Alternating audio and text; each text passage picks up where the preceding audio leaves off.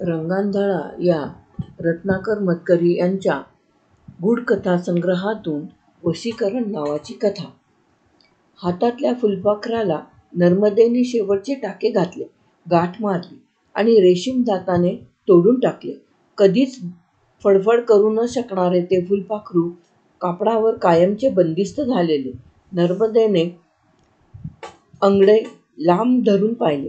हे फुलपाखरू बरोबर मुलाच्या छातीवर येईल. पिवळ्या काळ्या रेशमात भरलेले हे चित्र इतके सुरेख, इतके जिवंत दिसते. हे अंगडे घालून ते बाळ खेळेल, नाचेल, अंगडे मळवील, भरतकाम उसवेल. उसवू दे हवे तर. ते अंगात असताना बाळ तर देखणे दिसेल. बाळ, त्याच्या आईचे बाळ. तिच्याच कुशीत ते निजेल, तिच्याच अंगावर ते पिईल, तिच्याच सावलीत ते वाढेल. नर्मदेचा संबंध काय, तर केवळ त्याच्या अंगावरची अंगडे शिवण्यापुरता, त्या अंगड्यावर फुलपाखरू भरण्यापुरता. नर्मदेने निश्वास टाकला. फुलपाखरू सुंदर भरले गेल्याचे समाधान क्षणार्धात हरवून गेले. एवढ्यात बाळाची आई आलीच. झाले काय ग कपडे? नर्मदेने अंगडे दाखवले. ती ते पाहीपर्यंत एक टोपडे आणि आणखी 2 चिटाची अंगडी दुसऱ्या पिशवीत भरून ठेवली होती ती काढून दिली. राहिलेल्या कापडाचे तुकडे दिले. खुणांनीच सांगितले 4 रुपये. 4 रुपये? एवढ्या चिंदी एवढ्या कपड्याचे 4 रुपये? या कपड्यांना ही चिंध्या म्हणते. केवढ्या मायेने, प्रेमाने मी ते शिवले. त्यांच्यावर भरतकाम केले, कलाकुसर केली. नर्मदा मनात म्हणाली, जा बाई जा, फुकट घेऊन जा ते कपडे. माझ्याच बाळासाठी शिवले असे समजेन मी. मोठा होऊ दे बाळ. पण प्रत्यक्षात मात्र तिने वेगळ्याच खाणाखुणा केल्या. गिऱ्हाईकाला नाराज न करता पटवून दिले की 4 रुपये दर रास्त आहे. कपड्यांचे चिमणे बोचके करून बाळाची आई ते घेऊन गेली. नर्मदा मूकपणे बसून राहिली. एवढ्या अपूर्वाईने फुलपाखरू भरलेले ते अंगडेसुद्धा नजरेसमोरून गेले होते. नर्मदा एकटीच राहिली होती. तसे म्हटले तर या एकटेपणाची तिला सवयच होती आणि नव्हती देखील. कारण आपल्याला कायम एकटेच राहायचे आहे असे एक मन म्हणे, पण त्याचवेळी दुसरे मन बंड करून उठे. काय म्हणून? काय म्हणून? मुक्या माणसांना काय संसार करावासा वाटत नाही? मुक्या माणसांना काय घर गजबजलेले असावेसे वाटत नाही? वाटते सगळे खरे, पण तुला वाटून उपयोग काय? लोकांना तसे वाटायला हवे ना. कोण तुझ्याशी बोलायला येणार, गप्पा मारायला येणार? तुला फक्त बोलता येत नाही. ऐकायला नीट येते हे खरे, पण लोकांना एकटेच बडबडत बसायचा कंटाळा येतो. तुझ्या हातांच्या खुणांचा अर्थ लावणे जीवावर येते. मग कशाला कुणाला बोलावेसे वाटेल तुझ्याशी? असे किती दिवस चालायचे, किती दिवस? नर्मदा खिन्नपणे स्वतःलाच विचारित राहिली. लहानपणी बाबा आई होते. ते खूप काळजी घेत. त्यांनीच शिवण टिपण शिकवले. मुक्या बहिरांच्या शाळेत देखील घातले. पण आई बाबा गेले आणि या लहानशा गावात एकटेच येऊन राहणे नशिबी आले. मुक्याच्या भाषेचा उपयोग दुसऱ्या मुक्याशी बोलताना, पण इथे गावात ती भाषा बोलणार कोणाशी? सराव न राहून ती विसरल्यासारखे झाले होते. नाही म्हणायला आईबाबांनी शिकवलेली दुसरी शिवणाची विद्या कामाला आली होती. गावातले कपडे शिवून 4 पैसे मिळवणे कठीण नव्हते. झालेच तर स्वतःचे घर होते. घरापाठीमागे परड्यात भाज्या लावल्या होत्या. एकटीचे आणि घरात येऊन जाऊन काम करणाऱ्या गडी माणसाचे एवढ्यावर सहज चालण्यासारखे होते. पण नर्मदेला एवढे पुरेसे वाटत नव्हते. वयाची तिशी उलटून गेली होती. अंगडी शिवताना मनात येई, माझ्या बाळाचे कपडे मी कधी शिवणार? दारावरून वरात गेली की वाटे, आपले लग्न कधी होणार? लहान लहान 20च्या आतल्या पोरींची लग्ने होऊन गेली होती, पण गावाला कधीच नर्मदेच्या लग्नाची आठवण झाली नव्हती. तशी ती रूपाने 4 चौघींपेक्षा अधिक वाईट नव्हती, पण मुक्या मुलीची कोणी लग्न करील ही शक्यताच कुणी जमेला धरली नव्हती. तिचेच मन आतल्या आत कुरकुरत राही. माझ्या इतका चांगला संसार कितीशा मुली करतील. मी स्वयंपाक पाणी उत्तम करते, शिवणटिपण करते, परड्यात काम करू शकते, बाजारहाट करते. मला मुलांचा लळा आहे. मी नवऱ्याची सारी सारी हौस पुरवीन. मनातल्या मनात ती हे सारे स्वतःलाच सांगायची, पण प्रत्यक्षात मात्र तिची जीभ एक शब्दही उच्चारू शकत नसे. एखाद्या चौथ्यासारखी ती तिच्या तोंडात फिरत राहायची. मनात विचार आला की त्याप्रमाणे हलायची ती बोटे. पाखराच्या पंखासारखी ती फडफडू लागायची.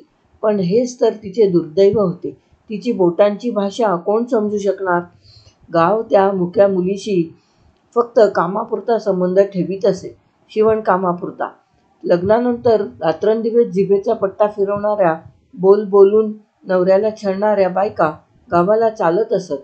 पण शब्दही न बोलता सारे काम हसतमुखाने उपसणारी नर्मदा मात्र कुणालाच नको होती.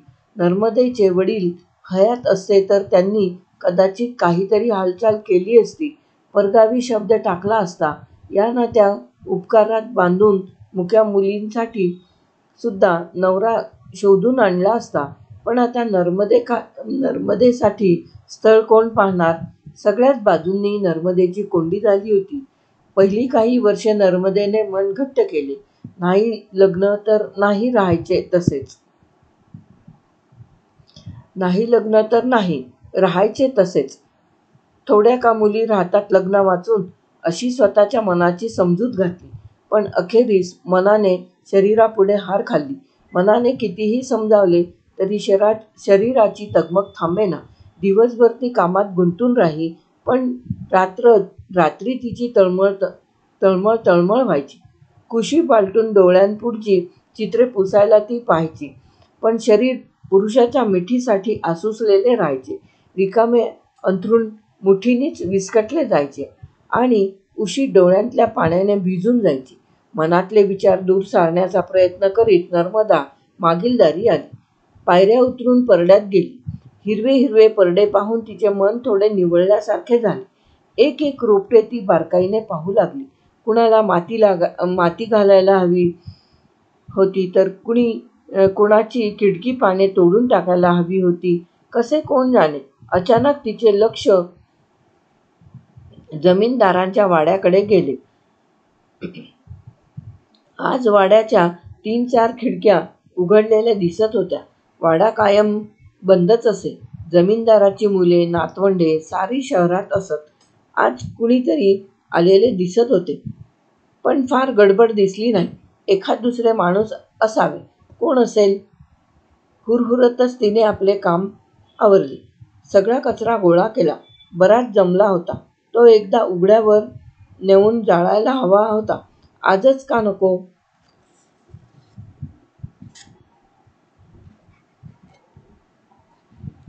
घरापासून जमेल तितक्या लांब न्यायला हवा. तिने टोपल्या, डबे घेतले, दार लोटून घेतले आणि ती घराबाहेर पडली. कचरा पेटवला. त्याचा मोठा जाळ झाला. धूरही भसाभस वर जाऊ लागला. पण नर्मदेचे लक्ष त्या धुरातून पलीकडच्या घरात लागले होते. पाहता पाहता तिची नजर एकदम खिळूनच बसली. जमीनदाराचा तरणा नातू केळीजवळ अंघोळ करीत बसला होता. इतक्या लांबून देखील त्याच्या उघड्या शरीराचा पिळदारपणा स्पष्ट दिसत होता. चेहरा नीटसा दिसत नव्हता, पण चांगला असावा. काळे दाट केस तो खसाखसा चोळत होता. त्याच्या ओल्या शरीरावर चमचमणाऱ्या उन्हाकडेच खुळ्यासारखी नर्मदा पाहत राहिली. इतक्या अंतरावरून पाण्याचा आवाजही येत नव्हता, पण ते निशब्द चित्र तिला अतिशय मोहक वाटले. एकदम त्या स्वप्नातून तिला जाग आली. आपल्यासारख्या वयाने वाढलेल्या मुलीने अशा उघड्या अंगाच्या तरुण मुलाकडे पाहत राहणे चांगले नाही. कुणी पाहिले तर काय म्हणतील, पण मनाची ही सांगी नजर ऐकेना. ती पुन्हा पुन्हा तिकडे वळतच राहिली. शेवटी धुराचा जाम लोट आला. पलीकडचे काही दिसेना. मध्ये जसा काही अंतरपाटच उभा राहिला. आपल्या कल्पनेने स्वतःच लाजून नर्मदा घरी परत आली. पण घरकामामध्ये तिचे लक्ष लागेना. सारखा तिच्या डोळ्यांसमोर तो उघड्या अंगाचा पुरुष येत राहिला. एकदम सण दिशी मनात कल्पना आली, आपण त्याचे होऊन जावे. एकटाच आहे, ऐन वयातला आहे. बाईची संगत तर शोधितच असेल. नसला त्याचा लग्नाचा विचार तरी चालेल. 4 दिवसांसाठी जवळ करणार असला तरी आपण नाही म्हणायचे नाही. हे सुख हातचे जाऊ द्यायचे नाही. आपण त्याच्या स्वाधीन व्हायचे, त्याची व्हायची. तो नाही म्हणणार नाही. लग्नाची अट घातली नाही तर कुठला पुरुष बाईला नाकारील? त्यातून आपण दिसायला वाईट नाही. आपले केस तर इतके सुंदर आहेत, भुरे, रेशमाच्या लड्या सुटून पडाव्यात तसे मऊ, गुळगुळीत. त्याच्या उघड्या छातीवर ते केस पिसाऱ्यासारखे पसरतील. आणि एकदम नको ती आठवण झाली जयरामची. असाच तो सुटीसाठी कधीतरी घरी आला होता. आल्यानंतरची पहिलीच रात्र होती. तो संध्याकाळी माडीवर लोळत पडला होता. ती त्याची बॅग ठेवायला वर गेली. दिवा लावायला जाणार एवढ्यात त्याचा हात तिच्या बटणावरच्या हातावर पडला. विरोधाची वाट पाहत तो क्षणभर थांबला. दुसऱ्या क्षणी त्याने हात गच्च धरला. लगेच ती त्याच्या मिठीत घुसमटून गेली. त्या मालवत्या संधिप्रकाशात त्याने तिची असंख्य चुंबने घेतली. तिच्या अंगावर शहाऱ्याचा बहर आला. सारे शरीर फुलारले. हे सुख तिला पहिल्यानेच मिळत होते. ते दूर सारायला हवे असे वाटत असतानाही हवेहवेसे झाले होते. त्याने दोन्ही मुठींमध्ये तिचे ते मऊ रेशमी सुवासिक केस गच्च धरून ठेवले होते. केसांना तडस लागली होती, पण त्या कळांमध्येही विलक्षण सुख होते. त्या सुखात ती हरवून गेली होती. आणि अचानक जयरामच्या काहीतरी लक्षात आले. इतका वेळ तिच्या तोंडून शब्दही बाहेर पडलेला नाही याचा अर्थ त्याला एकदम समजला. तो समजताच त्याने तिला दूर ढकलले, जसे काही त्याच्या मिठीत माणूस नसून कुणी जनावरच होते. तिखट आवाजात त्याने विचारले, तुला बोलता येत नाही? तिने मान हलवली. तिच्याकडे एक तिरस्काराचा कटाक्ष टाकून तो खाली निघून गेला आणि झपाट्याने अंधारात चाललेल्या त्या माडीवर ती तशीच हुंदके देत बसून राहिली. त्या प्रसंगाला वर्षे उलटलं तरी त्याची आठवण मात्र तिच्या काळजात खोल रुतून बसली होती. पुरुषाच्या त्या घट्ट मजबूत स्पर्शाची आठवण आणि तिचे व्यंग कळल्यानंतर तिच्याकडे टाकलेल्या तुच्छतेच्या कटाक्षाचीही पाठोपाठच होणारी आठवण. कुठलाही पुरुष आपल्याकडे तशीच नजर टाकणार, हा देखील हा जमीनदाराचा नातू, हा देखील नजरेनेच आपल्याला आपल्या व्यंगाची जाणीव करून देणार नाही. आता पुन्हा नाही. आता आपल्याला ते सहनच होणार नाही. आपल्या व्यंगासाठी कुणी आपल्याला झिडकारले तर त्या अपमानापोटी आपण जिवंतही राहणार नाही. रात्रभर तिचा डोळ्याला डोळा लागला नाही. मनात एकसारखे विचार येत होते. त्या सकाळी पाहिलेल्या तरुणाचे, तो हवा तो आपला व्हायलाच हवा, पण धोका कसा पत्करायचा? त्याने झिडकारले तर? व्यंग समजताच दूर ढकलले तर? पहाटेकडे तिला डुलकी लागली.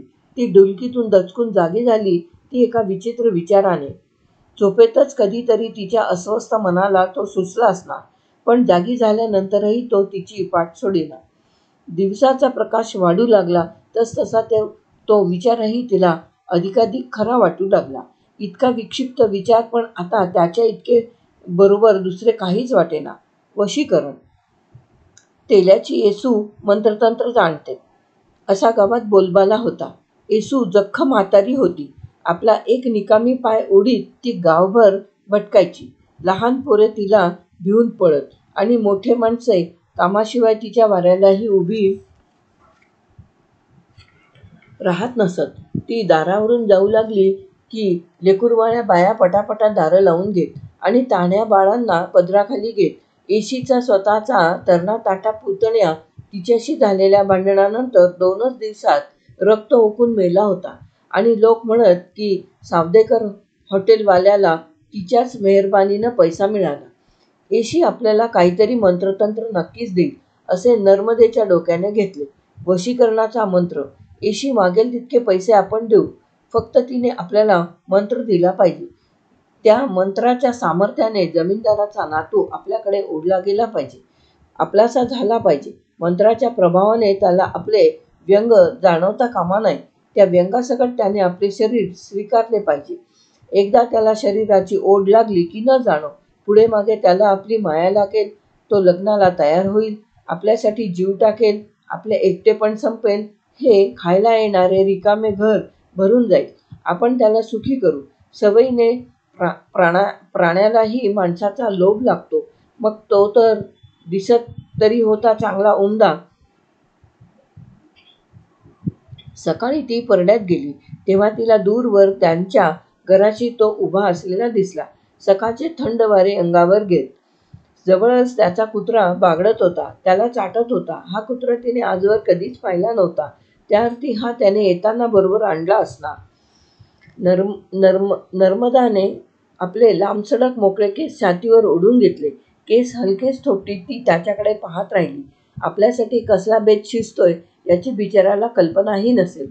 नर्मदा स्वतःशीच हसली. आपण त्याच्याकडे पाहत आहोत हे त्याच्या लक्षात येऊ नये म्हणून ती लगबगीने घरात निघून गेली. तिच्या निरोपासरशी येशी कातर वेळेला हजर झाली. नुसत्या खुणांनी आपल्या मनातले येशीला समजावून देता देता नर्मदेच्या नाकी नऊ आले. पण अखेरीस त्या अनुभवी म्हातारीला ते समजले. सारे काही नीट ध्यानात आले. दातांचे बोळके दाखवीत ती क्लक क्लक हसली तेव्हा नर्मदेला ओशाळल्यासारखे झाले. काळजी करू नको, असला वशीकरण मंत्र आहे माझ्याजवळ, येशी म्हणाली. पण पैसे मात्र फार पडतील, चांगले 100 रुपये पडतील. 100 आकडा ऐकल्यानंतर नर्मदा थक्क झाली. एवढे पैसे पडतील असे तिच्या स्वप्नातही आले नव्हते. तिने खुणांनीच म्हातारीशी बराच वाद घातला, पण म्हातारी काही ऐकून घ्यायला तयार नव्हती. शेवटी ती जायला निघाली तेव्हा नर्मदेचा नाईलाज झाला. तिने आतल्या खोलीत जाऊन पत्र्याची ट्रंक उघडली. त्यात कापडाच्या बोळ्यांमध्ये आणि जुन्या कपड्यांमध्ये एक पत्र्याचीच पेटी होती. तिने ती बाहेर काढली. आजवर शिवणकामाच्या पैशांतून पैसा वाचून तिने जवळजवळ 350 रुपये जमा केले होते. त्यातल्या 10च्या नोटा काढताना तिच्या जीवावर आले. पण येसूला सांगितलेले काम तसेच जबरदस्त होते. मग पैशाकडे पाहून काय फायदा. ती नोटा घेऊन बाहेर आली आणि तिने त्या येशीच्या पसरलेल्या ओंजळीत टाकल्या. येशी पुन्हा क्लॅक क्लॅक करून हसली. आता 2 गोष्टी मिळवायला लागतील, एक तुझी अन एक त्याची, अशा जीवाभावाच्या गोष्टी. त्या कुठनं आणायच्या? काही वेळ दोघी विचारात पडल्या. नर्मदाच्या जीवाभावाचे होतेच काय, विचार करून काही सुचेना आणि अचानक तिचा हात केसांकडे गेला.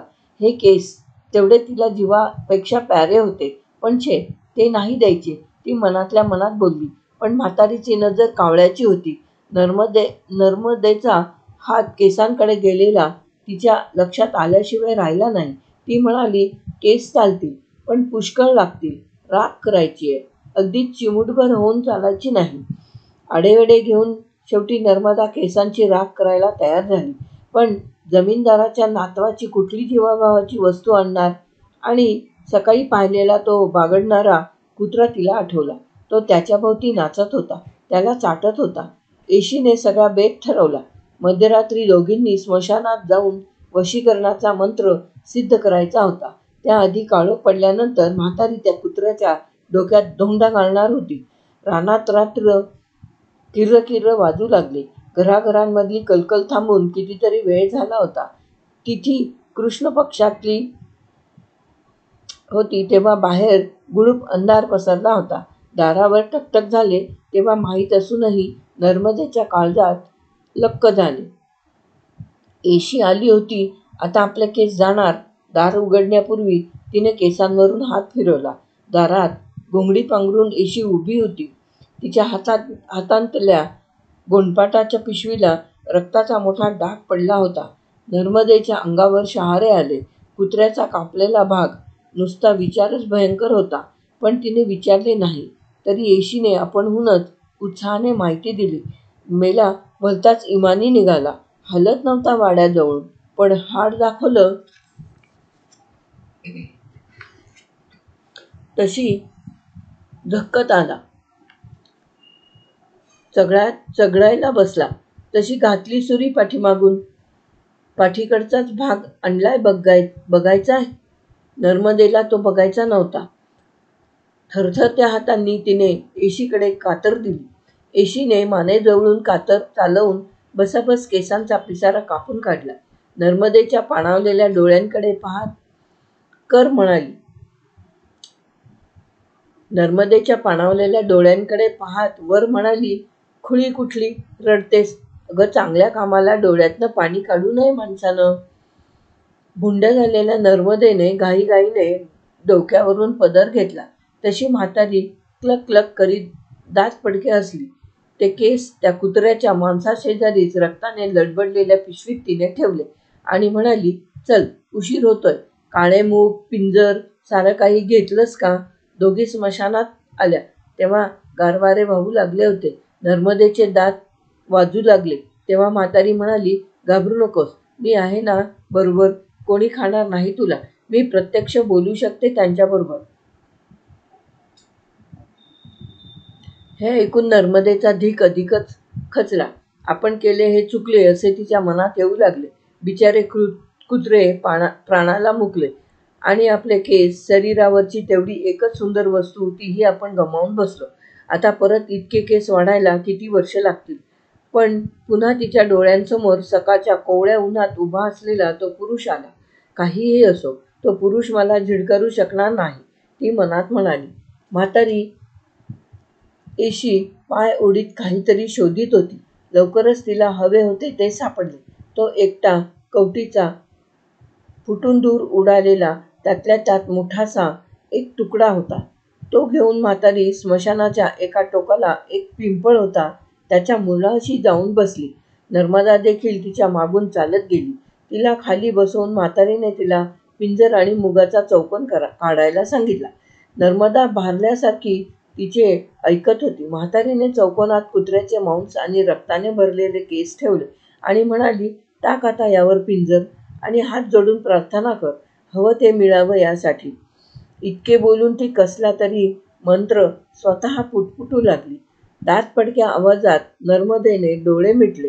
कोण कुणास ठाऊक, पण तिच्या मनासारखे करणारी जी एक शक्ती होती, तिची तिने मनातल्या मनात प्रार्थना केली.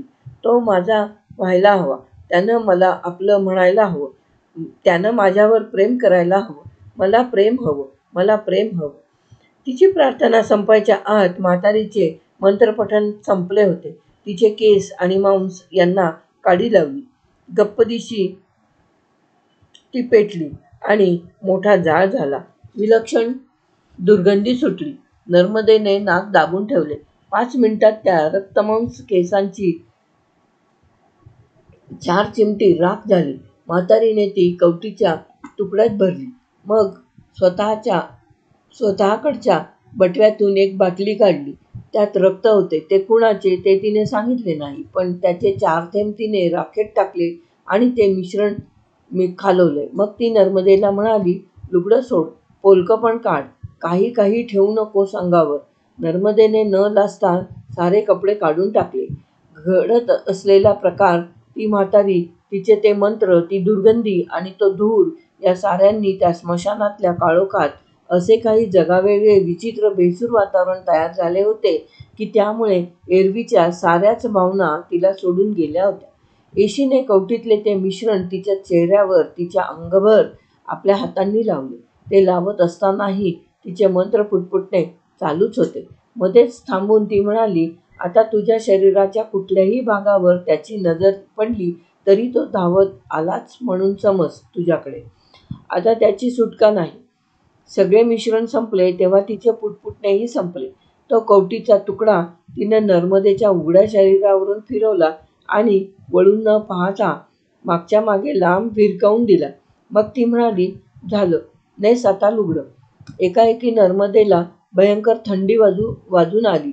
अंग उघडे आहे आणि चावरे वारे त्याला झोंबते आहे याची तिला इतक्या वेळात पहिल्यानेच जाणीव झाली. तिने भराभर लुगडे लपेटून घेतले. लक्षात ठेव, येशी म्हणाली, तुझ्या शरीराला वशीकरणाचं भस्म लावलंय.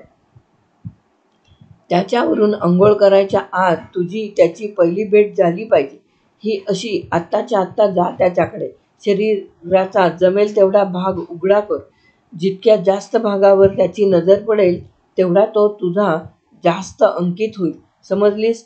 उगाच लाजत बिजत बसू नकोस. ती लाजणार नव्हतीच. आता एवढे सगळे आक्रीत करून तिने जे पाऊल पुढे टाकले होते ते काय मागे घेण्यासाठी? अशा अपरात्री स्मशानात जाऊन तंत्रमंत्र करून घ्यायला ती घाबरली नव्हती. ती काय केवळ पलीकडच्या वाड्यात जाऊन एका तरुण पुरुषाला भेटायला घाबरणार होती? ती त्याच्यासमोर उभी राहणार होती. त्याच्या आवडत्या कुत्र्याच्या रक्तात, तिच्या स्वतःच्या केसांच्या राखेत तयार झालेल्या भस्माचा लेप लावलेल्या शरीराने उभी राहणार होती. तिचा चेहरा मिलनाच्या कल्पनेनेच उजळून जाणार होता. न बोलता सारं काही बोलून जाणार होता. मग ती भाषा त्याला समजली नाही तरी चालणार होती, कारण चेहऱ्यावरचे भस्मच त्याला आपलेसे करणार होते. तो अधिक जवळ येणार होता. ती शरीराचा आणखी थोडा भाग उघडा करणार होती. तो पाहून तो वेडावून जाणार होता. त्याची नजर तिच्या शरीरावरून खुळ्यासारखी फिरणार होती, अधिकाधिक खुळावणार होती. होता होता ती आपले शरीर त्याच्या स्वाधीन करणार होती. नव्हे तोच तिच्या शरीराच्या स्वाधीन होणार होता. आणि मग कदाचित तो तिच्यावर प्रेमही करू लागणार होता. शरीरापलीकडचे एक सुंदर नाते आकाराला येऊ लागणार होते. एका नव्या आनंदाने भारावल्यासारखी ती घरी आली. अंगावरचे साधे लुगडे बदलून ती सणासुदीचे भरजरी रेशमी लुगडे नेसली. 10 वेळा आरशात बघत तिने काजळ घातले, कुंकू लावले, केस विंचरून त्यांचा छानदार अंबाडा घालावा असे तिच्या मनात आले. आणि एकदम दिशी आठवण झाली की आपले केस गेले, जाऊ देत. डोक्यावरून पदर ओढून घेताना ती मनाशी म्हणाली, एकदा तो भारला जाऊन माझ्याकडे पाहत राहिला की त्याला केसांचे गुंडेपण जाणवणारही नाही. ती जमीनदाराच्या वाड्याकडे निघाली तेव्हा पहाट चुकती फुटू लागली होती. पक्षी झाडाझाडातून किलबिलू लागले होते. वाड्याच्या पडवीशी ती पोहोचली तेव्हा आतून भरदार मर्दानी आवाजात म्हटलेली भुपाळी तिला ऐकू आली. क्षणभर सुखावून ती तो मधुर आवाज ऐकत उभी राहिली. मग ती पुढे झाली. जमीनदाराचा नातू खिडकीशी उभा राहून भुपाळी म्हणत होता. त्याचे गाणे थांबवावे की नाही हे तिला समजेना, पण नाही थांबवावे. त्याहून अधिक सुंदर काही घडायचे तर त्याने आपल्या चेहऱ्यावर नजर टाकायची. तर ती दारातून आत गेली. तिची चाहूल लागून तो वळला. कोण आहे? त्याने दचकून विचारले. ती तशीच उभी राहिली. कोण आहे? कोण आहे? तो पुन्हा पुन्हा विचारित होता. ती त्याच्या समोरच उभी होती. त्याचे डोळे तिच्याकडे वळले होते, पण त्यातली नजर फार आंधळी होती. चाचपडत पुढे येत तो भयाकुल स्वरात विचारित होता, कोण आहे? कोण आलं आहे? आणि ती त्याला उत्तर देऊ शकत नव्हती. कथा समाप्त.